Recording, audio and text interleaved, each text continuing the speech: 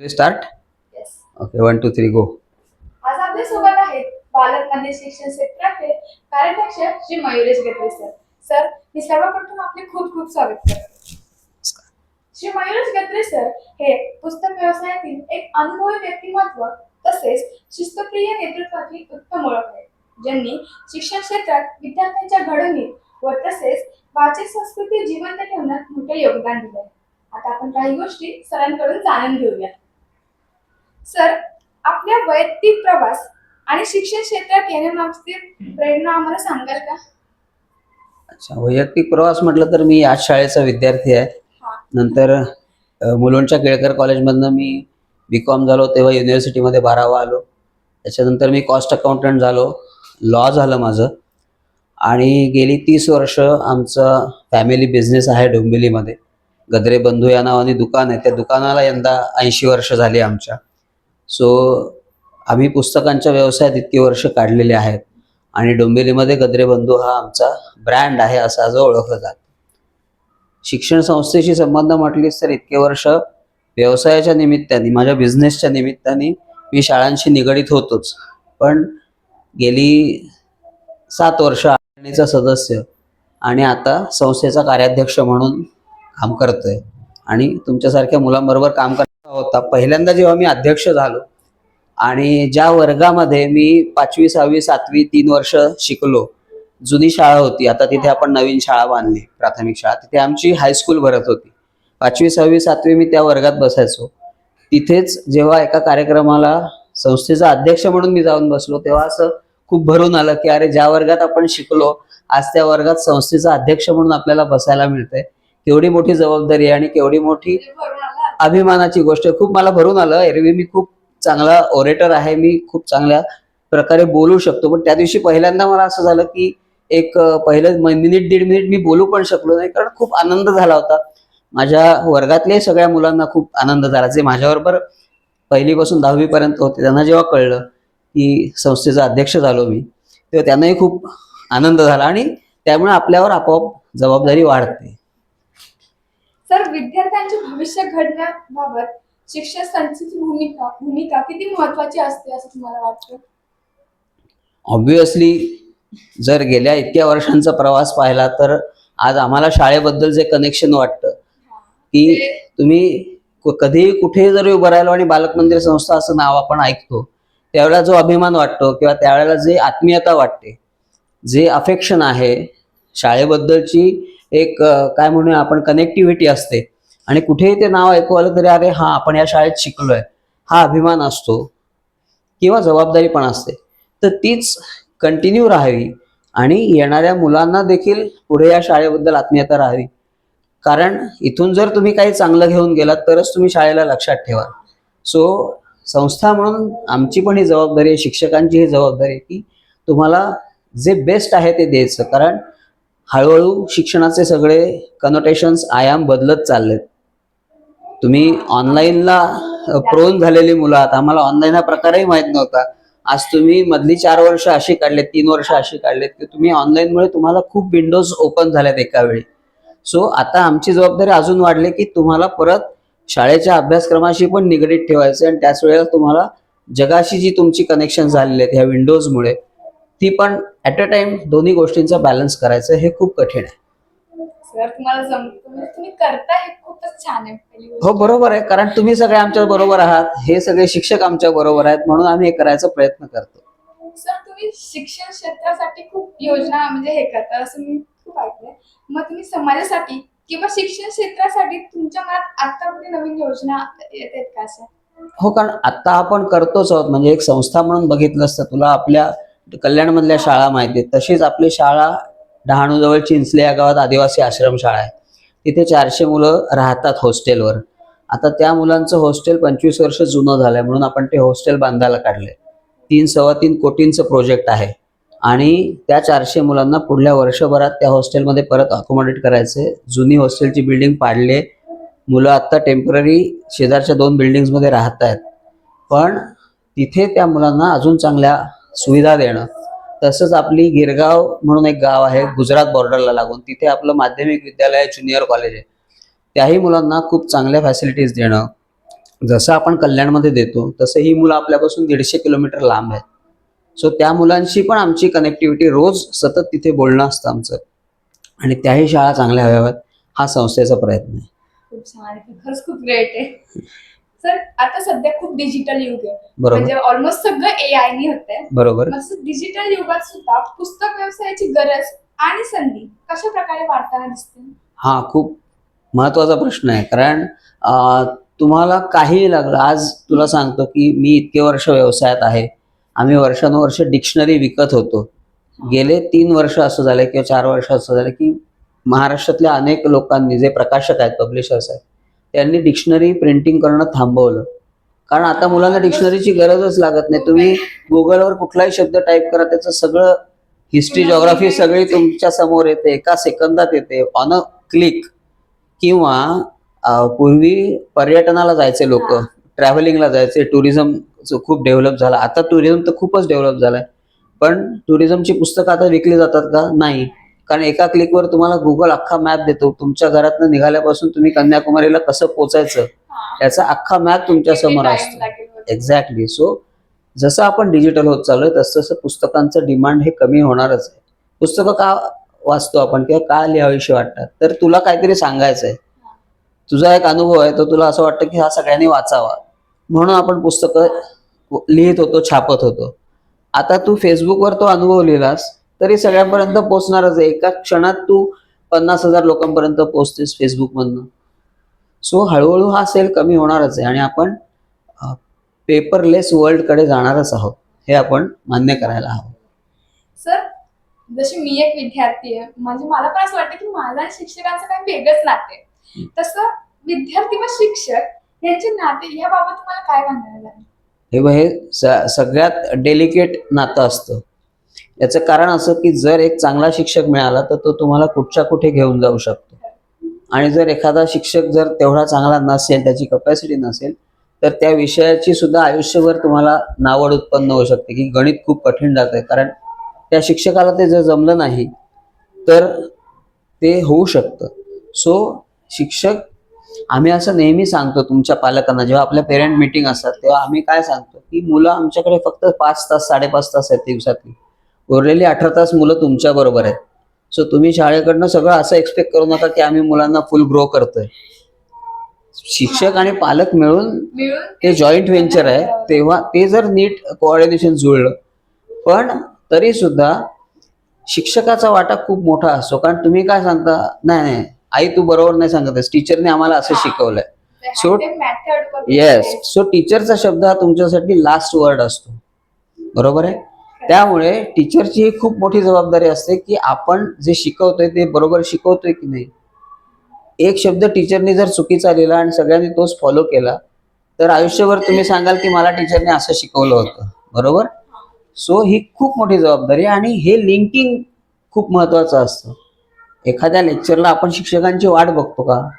म्हणजे बघत आपल्या ती आतुरता असते की हा, येस. किंवा आपण जेव्हा जून मध्ये नवीन शाळा भरते तर यावर्षी कोण नवीन शिक्षक येणार आपल्याला, किंवा आधीच्या, येस.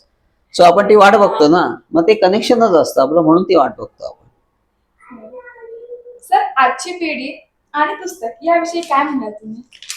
हा खूप बदलले सर, म्हणून खूप बदललाय. कारण मी जसं मगाशी म्हटलं तसं आपण पेपरलेस होत चाललोय. पण मला असं वाटतं की तुम्ही जे डिजिटली वाचन करता, समजा तुम्हाला एखादा पॅरेग्राफ आवडला तर असं पण शोधलं पाहिजे. आम्ही असं शोधायचो की अरे हा कुठल्या पुस्तकातला उतार आहे, मग ते पुस्तक वाचलं तर किती मजा येईल, असं आम्ही वाचायचो. आज तुम्हाला ते पण एका क्लिकवर अवेलेबल आहे, पण ते तुम्ही करता का मला माहित नाही. So it's up to you की येस येस. म्हणजे आता बालकवींची श्रावण मास कविता आहे, समजा श्रावण मासी हर्षमानसी हिरवळ दाटे, सो इकडे आम्हाला पाठ आहे, बरोबर. पण ती कुठल्या संग्रहात आहे, तर अमुक संग्रहात आहे. मग तो संग्रह काढून आपण बघतो का? तो संग्रह आता एका क्लिकवर तुम्हाला फुलराणी कविता पण अख्खी अवेलेबल आहे. मग तुम्हाला सोर्सेस खूप अवेलेबल आहेत, त्याचा तुम्ही वापर कसा करता ह्याच्यावर गोष्टी अवलंबून असतात. एखाद्या माणसाची पर्सनॅलिटी डेव्हलपमेंट ही त्याच्या बोलण्यात पण कळत असते तुम्हाला, बरोबर आहे. मग दरवेळी तुम्ही कुठलाही प्रश्न विचारल्यानंतर जर गुगल उघडून बसणार असाल, तुम्ही एखाद्या डॉक्टरकडे गेलात हा, आणि डॉक्टरला म्हटलं मला अमुक अमुक होते, तर डॉक्टरने तुम्हाला लगेच जज करायला पाहिजे ना. तो स्टेथोस्कोप लावून बघेल, तर तुम्हाला 4 प्रश्न विचारेल. उद्या डॉक्टर गुगल. की हा करेल करेल पण करत नाही. हा, तो म्हणजे सर उद्यापासून करतो. हा डायलॉग ऐकल्यावर तुमची रिॲक्शन काय असतं? आजपासूनच करायला पाहिजे. उद्यापासून करतो हा एक्सक्यूज आहे, ही सबब आहे. आजपासून करतो ही कमिटमेंट आहे. उद्या कधी येतच नाही. उद्या कधीच येत उद्याच. नाही. It never comes, tomorrow never comes, असं वाक्यच आहे ना. सर एका दिवसासाठी जर का तुम्ही विद्यार्थी झालात हा, तर कोणता विषय टाळाल तुम्ही? कोणता विषय टाळाल? हा, टाळाल. अरे बापरे, भौतिकशास्त्र नाही जमलं मला. का सर म्हणजे फिजिक्स मधलं वॅट वॉट ह्यातलं मला कधीच विशेष जमलं नाही. म्हणजे जरी मी काय म्हणा, नॅशनल टॅलेंट विनर आहे मी, स्कॉलरशिप विनर आहे, NTS विनर आहे मी. माझ्या वेळेचा कल्याणातनं एकटाच होतो मी त्यावेळेला विन झालेला. पण तरी सुद्धा बायोलॉजीकडे माझा ओढा जास्त होता आणि फिजिक्स नाही जमलं तेवढं मला. म्हणजे काय कठीण वाटायचं एवढं? फिजिक्स मधल्या टर्म्स आणि हे मला नव्हत्या कळत तेवढ्या चांगल्या, जसं बायोलॉजी मधलं कळत होतं. आजही बायोलॉजी मधले कुठलाही चॅप्टर मला दिला ना 7वी-8वी पर्यंत, तर मी शिकवू शकेन कदाचित, but not in physics. I am too bad in computer and physics. Sir जर का आता तुमच्याकडे टाइम मशीन असेल हा, तर तुम्ही काय घ्याल? 2050 की 1990? Strategic question.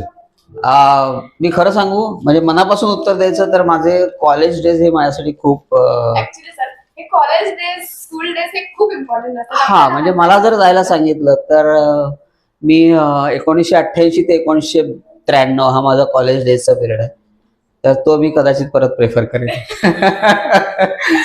बिकॉज हा, परत परत. आणि त्या काळात कॉलेजसाठी मी FY ला आणि TY ला कॉलेजला पहिला आलोच होतो, पण कॉलेजसाठी अनेक इंटर कॉलेज कॉम्पिटिशन्स मध्ये आम्ही ट्रॉफीज मिळवलेल्या आहेत. आणि दॅट वॉज द पिरियड की आम्ही खऱ्या अर्थाने ग्रो झालो. म्हणजे शाळेत एका लेवलपर्यंत आपण ग्रो होतो, पण शाळा ते कॉलेज हा जो मोठा प्रवास आहे तो खूप मोठा असतो. आणि मराठी मीडियममधनं एकदम इंग्लिशमध्ये जाणं आणि स्वतःला प्रूव्ह करणं किंवा स्वतःला एस्टॅब्लिश करणं त्या कॉलेजमध्ये, कॉलेजचं बेस्ट स्टुडंट अवॉर्ड घेणं एखाद्या वर्षी, हे रिमार्केबल होतं. त्यामुळे it was a proud feel. आपला हात खंड आहे अशा वेगवेगळ्या कल्पना आपल्याला कशा सुचतात? कारण हे एक सामाजिक जबाबदारीच आहे ना.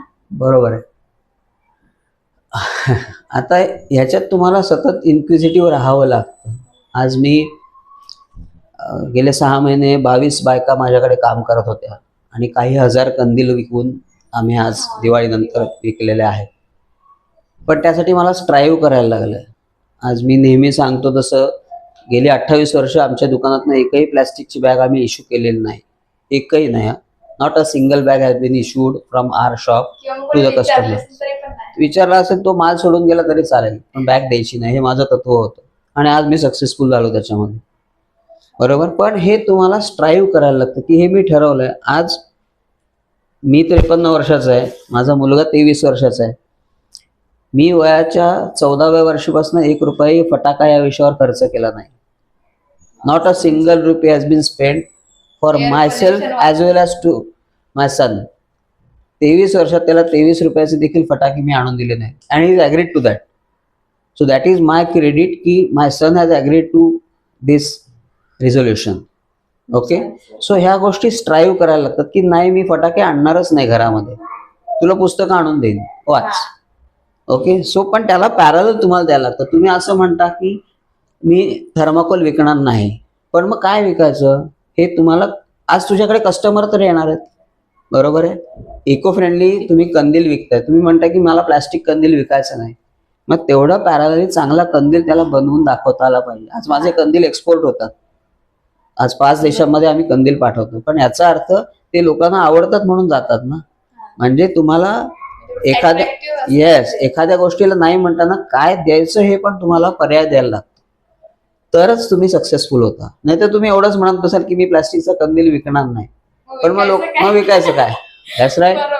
मग ते पण तुम्हाला देता आलं पाहिजे. आज माझ्याकडे 40 मॉडेल्स आहेत कंदिलांची गेल्या 10 वर्षात. मग कशाला शिस्त पाहिजे? मग तुम्ही एन्जॉय केलं पाहिजे ना, एन्जॉय केलं पाहिजे. पण there has to be some limit की आपल्याला सकाळी 7 वाजता बस सुटणार आहे आणि संध्याकाळी 7ला परत यायचं, ही शिस्त आहे. पण मध्ये 7 ते 7 काय करायचं आहे, ही एन्जॉयमेंट आहे. ती एन्जॉयमेंट केलीच पाहिजे.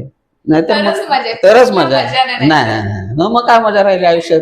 मग आपण सैनिक होत का की बाबा चल रे चाल 10 किलोमीटर? असं नाही ना, ते 10 किलोमीटर एन्जॉय करायचं ना आपल्याला. सर कल्याण की Dombivli? Business wise Dombivli, stay wise कल्याण.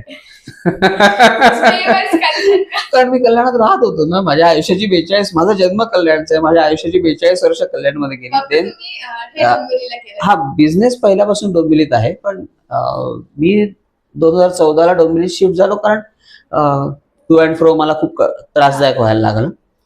पण अदरवाईज कल्याणला 2000 वर्षांचा इतिहास आहे यार. तुम्हाला 2-2500 वर्षांचा इतिहास आहे या गावाला. So be a proud feel. Sir Marathi medium की इंग्लिश मीडियम? मराठी मीडियम का? म्हणजे मातृभाषेतनं शिक्षण, खरं सांगायचं ते तर. आहे सर, कारण की आपली मातृभाषा ही आपल्याला कायम प्रिय असते. कायम प्रिय. म्हणजे कुठलंही पुस्तक हातात आल्यानंतर मराठीतलं पुस्तक पटकन उचललं जाईल माझ्या हातात. हा. इंग्लिश मधलं जाईल, इंग्लिश वाचतोच मी, पण पहिला ओढा हा मातृभाषेकडे असतो. हा. आणि त्यामुळे शिक्षणाच्या, म्हणजे माझ्या मुलाला पण मी आपल्या शाळेत मराठी मीडियम मध्येच घातलं होतं ना. असं नाही, आज तो लंडनला आहे आणि तो इतकं चांगलं इंग्लिश बोलू शकतो की तिथले लोक त्याला विचारतात, तू लहानपणापासून इथे वाढलायस का लंडन मध्ये? इतकं म्हणजे चांगलं इंग्लिश कळूनच येत नाही. कळून येत नाही. पण ते तुमच्या इनपुट्सवर अवलंबून आहे, तुम्ही त्याला काय दिलंय याच्यावर अवलंबून आहे, आणि त्याने किती घेतलंय अर्थात ऑब्विसली. पण मातृभाषेतून शिक्षण पाहिजे. सर रुटीन की adventure? Both. I am adventurous, नाही तर मी एवढं करूच शकलो नसतो ना. सर असा प्रश्न आहे की ना, ज्याचं उत्तर दिलं ना आपल्या सगळ्यांना फार आवडतं, म्हणजे आपल्याला ते खूप आवडतं हे करायला. चहा की coffee? Coffee. Obviously. Yes, because अशी कॉफी अनेक कुलप ओपन करते तुमच्यासाठी. शेवटी जर का सर तुमच्या विद्यार्थ्यांना तुम्हाला प्रेरणा द्यायची असेल तर तुम्ही कोणता संदेश द्याल? चांगला अभ्यास करा, चांगला वाचत राहा, चांगले खेळ खेळा आणि शिक्षण एन्जॉय करा. हा म्हणजे येस, अगदीच हे नाही. पण ऍट द सेम टाइम जिथे कमिटमेंट पाहिजे, जिथे हार्डवर्क पाहिजे, तिथे हार्डवर्कच पाहिजे, त्याला पर्याय नसतो. सो निबंध लिहायचा असेल तर तुम्हाला तयारीच करावी लागते, ऑब्विसली. सर खरंच तुमच्या अनुभवातून आज आम्हाला खूप काही शिकायला मिळालं. येस. शिक्षण, शिस्त, परत वाचन, संस्कृती यांचा सुंदर संगम मिळाला पाहिजे. ग्रेट. सर तुमच्या या मुलाखतीत तुम्ही असं वेळ दिला म्हणून खरंच खूप खूप धन्यवाद. धन्यवाद. मलाही खूप आनंद झाला तुझ्याशी गप्पा मारून, आणि इतकी छान मुलगी माझ्याशी बोलते तर मलाही आनंद झाला. सर म्हणजे तुम्ही लिटरल खूप फ्रीली आहात, म्हणजे असं वाटतच नाही ना आपण, म्हणजे तुम्ही खूप म्हणजे माझ्यापेक्षा एजनी पण मोठे आहात, या स्कूलचे हे कार्याध्यक्ष आहेत. त्यामुळे एक स्टुडंट म्हणून मला जी भीती असते एका मुलीला, म्हणजे स्टुडंटला सॉरी, बरोबर. एक भीती असते, ती भीती नेमकी मला वाटलीच नाही. Great. That's right. Actually me freely बोलली तुमची. Thank you. Thanks for the compliment. I'm taking it as a compliment. So thanks for calling me here and giving me the opportunity to talk with you as well as the staff as well as the viewers who will watch Yes. me. Okay.